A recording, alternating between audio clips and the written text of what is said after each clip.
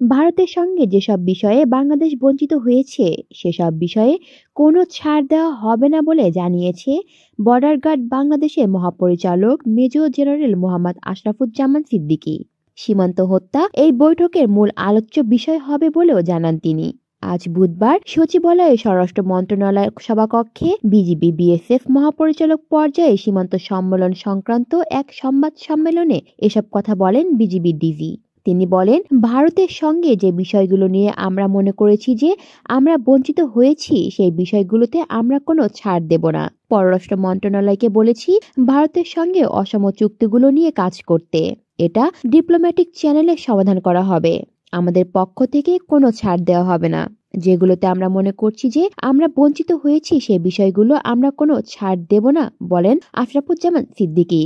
তিনি আরো বলেন, ভারতের সঙ্গে সীমান্ত সম্মেলনে যাওয়ার আগে সাংবাদিকদের নিয়ে আমরা বসবো। সেখানে আপনারা সুনির্দিষ্ট তথ্য পাবেন। বর্ডার কলিং এই সম্মেলনের সবচেয়ে গুরুত্বপূর্ণ এজেন্ডা। মোট কথা, কোনো বিষয়ে তাদের কোনো ছাড় দেওয়া হবে না।